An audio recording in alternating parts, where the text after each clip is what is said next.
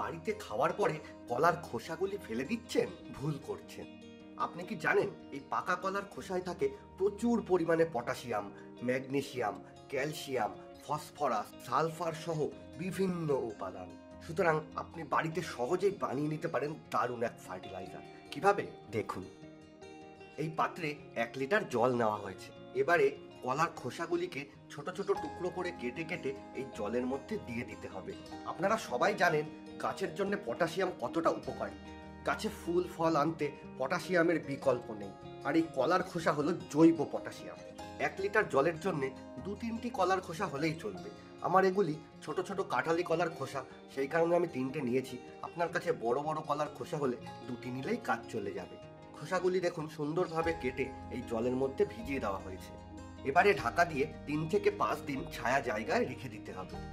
দেখুন বন্ধুরা, 5 দিন ভিজিয়ে রাখার ফলে কলার খোসাগুলি থেকে অধিকাংশ নির্যাস এই জলের মধ্যে মিশে গেছে। প্রথমেই এদেরকে ভালোভাবে নেড়ে মিশিয়ে নিতে হবে। এবারে একটি ছাঁকনির সাহায্যে ছেঁকে নিতে হবে। এগুলিকেও রোদে একটু শুকিয়ে নিলেই গুঁড়ো গুঁড়ো হয়ে যাবে। তখন এগুলিও গাছের গোড়ায় দেওয়া যাবে। এই 1 লিটার র সারের সাথে 2 লিটার নর্মাল জল মিশিয়ে পাতলা করে নিতে হবে। এটা হলো রান্না করার গুঁড়ো হলুদ।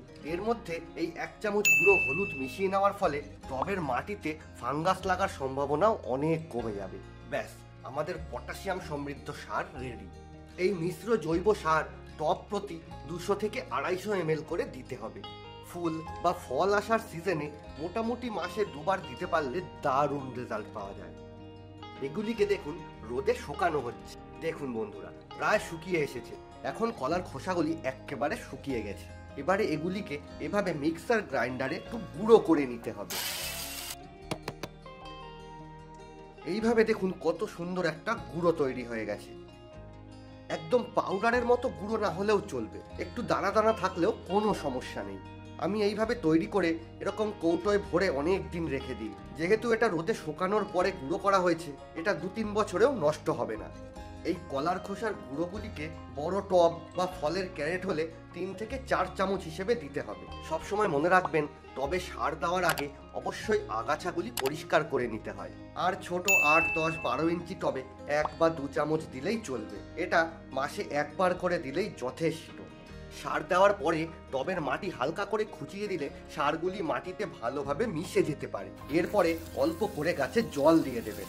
তো বন্ধুরা, যে কোনো ফুল ফল বা সবজি গাছে প্রচুর ফলন পেতে চাইলে মাসে 1 বার করে এইভাবে কলার খোসার সার দিয়ে যেতে হবে। আজকের মতন গুড বাই বন্ধুরা, সবাই ভালো থাকবেন।